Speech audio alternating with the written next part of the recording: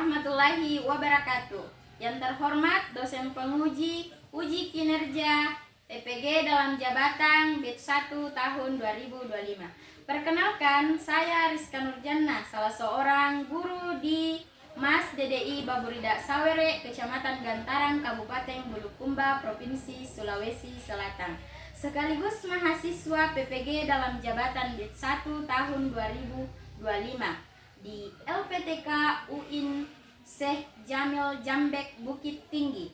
Pada kesempatan kali ini saya akan melaksanakan pembelajaran dengan tema proses pemerintahan dan fase-fase pemerintahan dinasti Bani Umayyah dengan metode pembelajaran Problem Basic Learning atau yang dikenal dengan PBL. Saya melampirkan bukti pendaftaran dan untuk lebih jelasnya berikut video pembelajaran yang akan saya laksanakan. Selamat menyaksikan. Wabillahi taufiq wa da'watu wal irsyad. Assalamualaikum warahmatullahi wabarakatuh.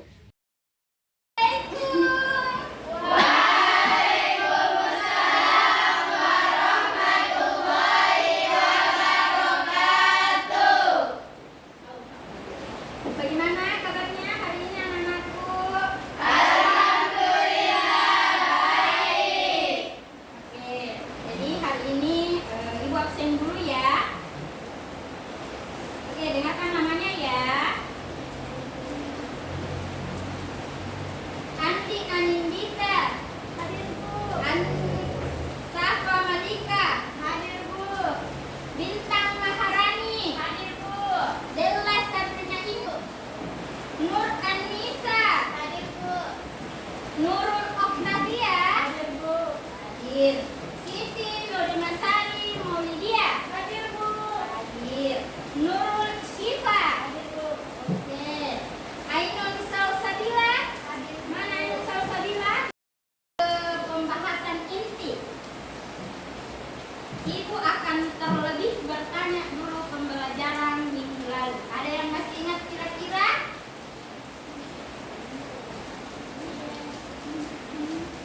Oke, silahkan. Pembelajaran minggu lalu adalah membahas tentang pemerintahan Khulafaur Rasyidin. Oke, pemerintahan Khulafaur Rasyidin. Ada yang bisa menambahkan di pembelajaran tadi? Temannya sudah mengatakan bahwa pelajaran minggu lalu adalah kepemimpinan Khulafaur Rasyidin. Nah, Ibu lagi akan bertanya, kira-kira siapa-siapa yang masih ingat 4 pemimpin Khulafaur Rasyidin? Kelompok ini dulu deh, Guli dulu. Pertama Abu Bakar As-Siddiq. Oke.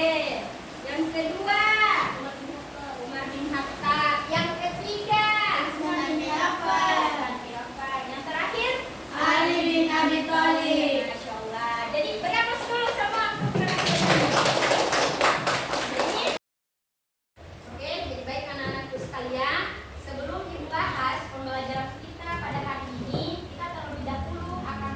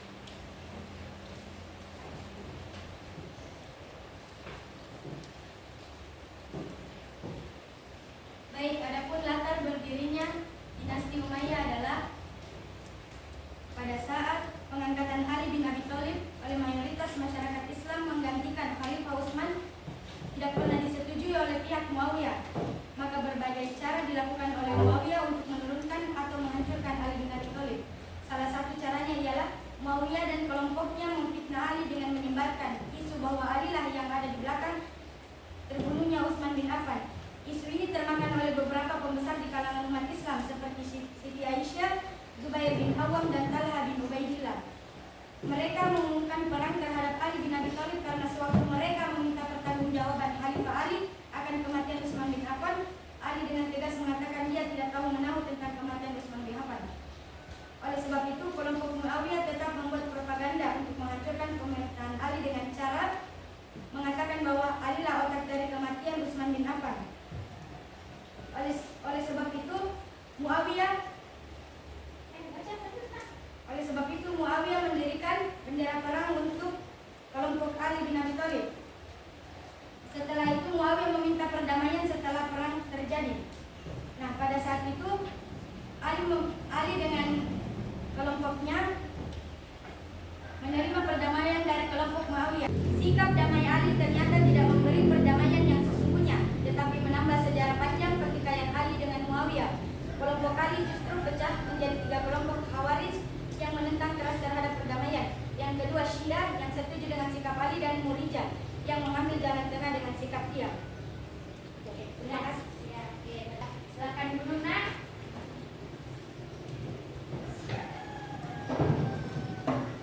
Oke, jadi baik, teman-teman tadi telah menjelaskan atau menceritakan sedikit tentang filosofi atau latar belakang lahirnya pemerintahan Bani Umayyah. Bahwa dikatakan bahwa pada tahun 660 Masehi Muawiyah mendeklarasikan dirinya sebagai khalifah. Kemudian terbentuklah ini pemerintahan dinasti Bani Umayyah. Oke, anak-anakku kita lanjut ya. Lanjut? Dari yang mengantuk? Iya. Oke, kalau begitu kita lanjut. Minta tolong fokus semua ke papan tulis. Jadi, di peta konsep kedua, Ibu akan membahas tentang fase-fase pemerintahan dari dinasti Bani Umayyah. Yang pertama, anak-anakku, itu ada fase pembentukan dari tahun 40 Hijriah atau tahun 662 Masehi. Jadi yang kedua atau fase kemajuan. Di fase kemajuan ini itu ada 3 khalifah yang memimpin. Yang pertama pada masa Abdul Malik bin Marwan pada tahun 685 sampai 705 Masehi. Oke, khalifah pemimpin kedua bernama Marwan Walid bin Abdul Malik pada tahun 705 sampai 715 Masehi. Oke, yang terakhir masa Umar bin Abdul Aziz pada tahun 717 sampai 720 Masehi. Oke, jadi setelah fase kemajuan kita melangkah lagi di fase lemah. Karena ingat tidak, sekuat-kuatnya dinasti pemerintahan pasti akan runtuh. Beda kalau sekarang. Kalau sekarang kan bukan ini pemerintahan dinasti, tapi lebih tepatnya dia apa kalau sekarang? Pemerintahan demokrasi. Fase pemerintahan yang terakhir dikatakan fase lemah atau fase runtuh. Tepatnya pada tahun 750 Masehi.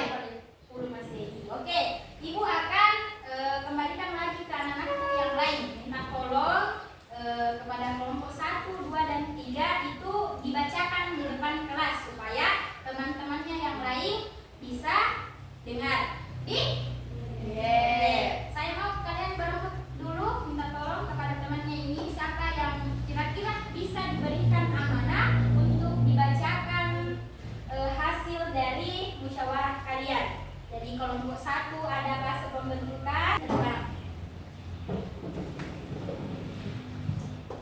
Yang lain minta tolong, kamu boleh main-main atau fase pembentukan dan pembinaan.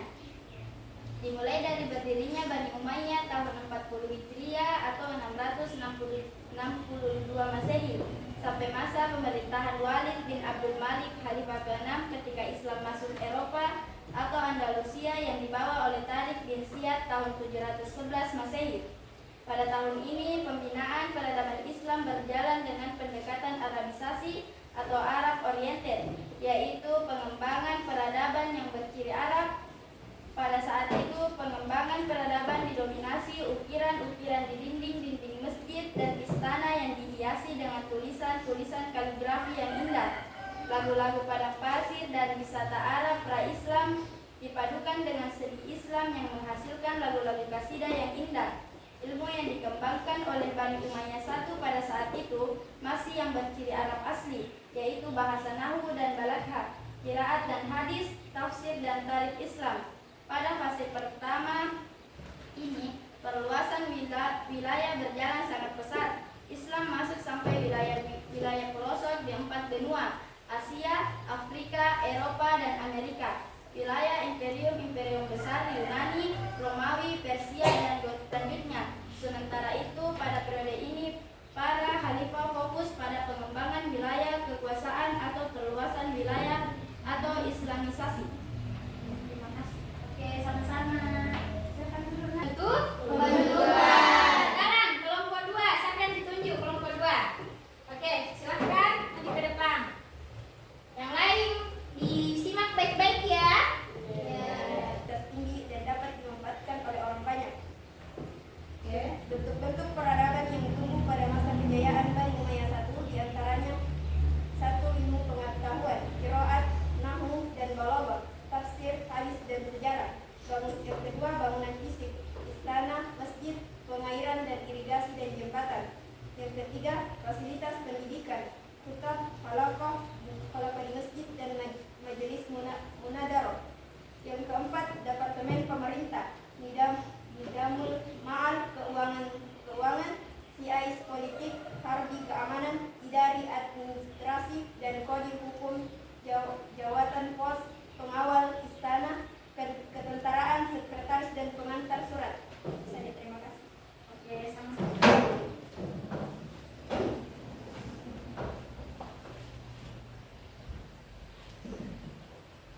Baik, saya akan membacakan fase lemah sampai bentuknya.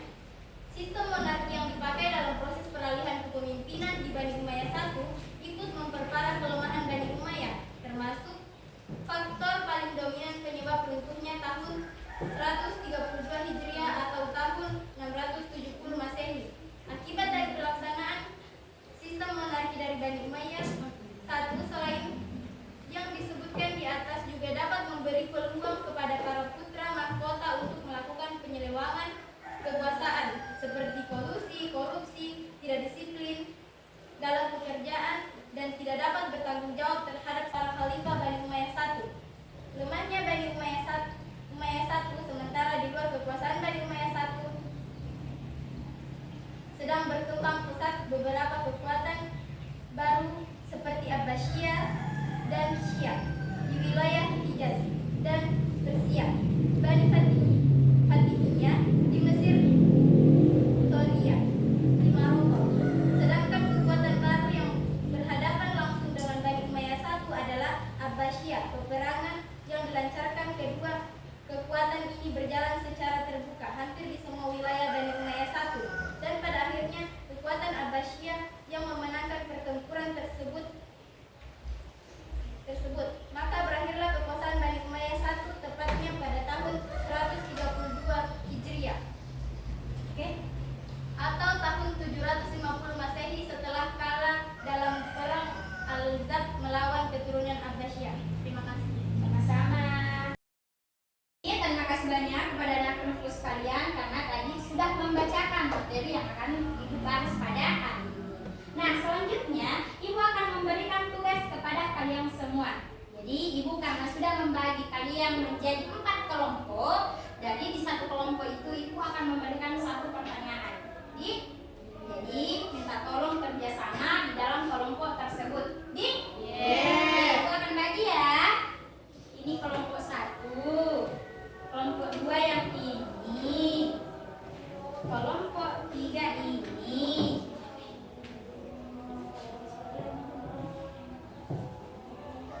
Oke, sudah. Oke.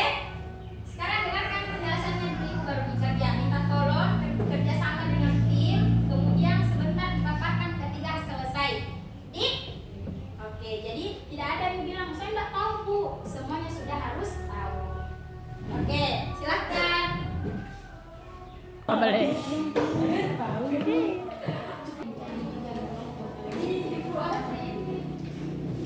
Dari Khulafaur Rasyidin yakni Ali bin Abi Thalib, Islam mulai terpecah menjadi tiga kelompok. Kelompok pertama yaitu Khawarij yang melawan terus terhadap perdamaian, kelompok yang mengambil jalan tengah dengan sikap diam. Bagaimana peran Bani Umayyah bin Abi Sufyan dalam mendirikan dinasti Bani Umayyah? Coba sudah jawab jawabannya. Iya. Coba yang mana? Bagaimana peran Bani Umayyah bin Abi Sufyan dalam mendirikan dinasti Bani Umayyah? Di sini jawabannya. Yang salah satu caranya ialah Muawiyah dan kelompoknya memfitnah Ali dengan menyebarkan isu bahwa Ali lah yang ada di belakang.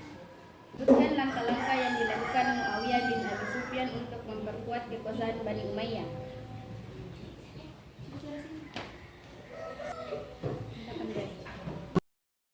Siapa yang sudah tugasnya? Saya. Kelompok berapa? Kelompok 3. Bisa sama Midi. Oke, Ibu akan tunjuk. Pertama kelompok berapa dulu? Kelompok 3 dulu. Coba silahkan ya, dipaparkan hasil diskusi tak sama temannya. Berdiri di situ saja ya. Silakan. Apabila saya membacakan hasil diskusi kelompok kami, sebutkan langkah-langkah yang dilakukan Muawiyah bin Abi Sufyan untuk memperkuat kekuasaan Bani Umayyah. Jawabannya, yang pertama mendirikan kekuasaan yang stabil, yang kedua menggunakan sistem administrasi yang efektif, yang ketiga membangun angkatan bersenjata yang kuat. Dan sudah. 4. Coba kelompok 4.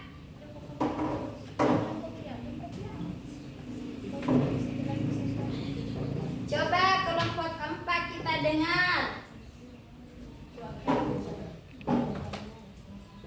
Oke. Saya akan memaparkan hasil diskusinya. Soalnya, bagaimana reaksi kelompok-kelompok dalam Islam seperti Syiah dan Khawarij terhadap berdirinya Bani Umayyah? Setelah kematian Khalifah Khulafaur Rasyidin yakni Ali bin Abi Thalib, Islam mulai terpecah menjadi 3 kelompok. Yang pertama, Khawarij yang menentang keras terhadap perdamaian, Syiah yang setuju dengan sikap Ali, dan Murji'ah yang mengambil jalan tengah dengan sikap diam. Sekian, terima kasih. Itu kelompok 1. Coba kelompok 1. Jelaskan latar belakang berdirinya dinasti Bani Umayyah setelah wafatnya Khalifah Ali bin Abi Thalib. Jawabannya ialah lahirnya Bani Umayyah 1 Damaskus tahun 40 Hijriah oleh Muawiyah bin Abi Sufyan di kota kecil Iliyat di wilayah Yerusalem diperkirakan oleh para pakar sejarawan sebagai sabotase terhadap pemerintahan Ali bin Abi Thalib oleh mayoritas masyarakat Islam mengganti Khalifah Utsman tidak pernah disetujui oleh pihak Muawiyah. Maka berbagai cara dilakukan oleh Muawiyah untuk menurunkan atau menghancurkan Ali bin Abi Thalib dari pemerintahannya. Salah satu caranya ialah Muawiyah dan kelompoknya memfitnah Ali dengan menyebarkan isu bahwa ialah yang ada di belakang terbunuhnya Utsman bin Affan. Oke, sekarang kelompok terakhir yang memaparkan tugasnya, kelompok 2. Coba kelompok 2, Kacana. Baiklah, saya akan memaparkan hasil. Bagaimana peran Muawiyah bin Abi Sufyan dalam mendirikan dinasti Bani Umayyah? Salah satu caranya ialah Muawiyah dan kelompoknya memfitnah Ali dengan menyebarkan isu bahwa Ali lah yang ada di belakang terbunuhnya Utsman bin Affan. Isu ini termakan oleh beberapa pembesar di kalangan umat Islam seperti Siti Aisyah, Zubair bin Awam, dan Talha bin Ubaidillah. Mereka mengumumkan perang terhadap Ali bin Abi Thalib karena sewaktu mereka meminta pertanggungjawaban Khalifah Ali akan kematian Utsman bin Affan, Ali dengan tegas mengatakan dia tidak tahu menanggung tentang kematian Utsman. Jadi baik, terima kasih banyak atas tugas yang telah disampaikan kepada anak-anakku hari ini. Jadi sebagai kesimpulan pembelajaran kita pada hari ini, yang pertama dikatakan bahwa dinasti Bani Umayyah itu merupakan kerajaan Islam pertama setelah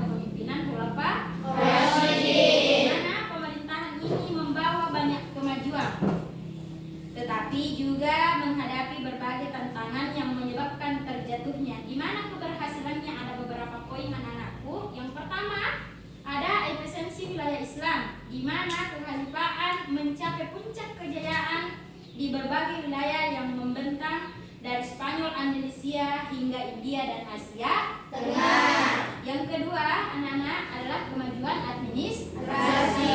Dikatakan bahwa standarisasi bahasa Arab sebagai bahasa resmi pemerintahan dan pencetakan mata uang Islam pertama di dunia pada saat itu. Yang ketiga atau terakhir adalah pemerintahan sentralistik. Kekuasaan dipusatkan di Damaskus dengan sistem pemerintahan yang lebih terstruktur dibanding era sebelumnya. Itulah faktor kemajuan. Adapun faktor penyebab runtuh atau mundurnya dinasti Bani Umayyah, dikatakan bahwa satu, kesenjangan sosial.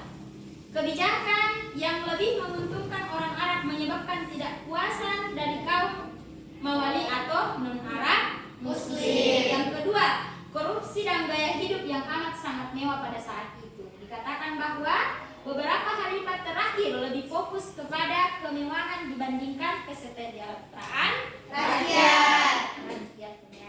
Yang ketiga, ada pemberontakan dan konflik internal yang banyak dilakukan atau perselisihan antara suku dan fraksi politik, termasuk perseteruan dengan kelompok Syiah dan Abbasiyah. Yang paling terakhir yaitu kekalahan dari dinasti Bani Abbasiyah atau pemberontakan yang dipimpin oleh Abu Muslim. Jadi baik anak-anakku, terima kasih banyak atas waktu yang diberikan kepada ibu. Mudah-mudahan apa yang kita lakukan hari ini itu bernilai ibadah di sisi Allah Subhanahu wa Ta'ala. Amin. Ketika ibu punya salah kata, baik perkataan ataupun perbuatan, mohon dimaafkan karena itulah manusia yang tak luput dari kesalahan dan dosa. Dan saya akhiri dengan ucapan wabillahi taufiq wal hidayah wal irsyad. Syukran. Assalamualaikum warahmatullahi wabarakatuh.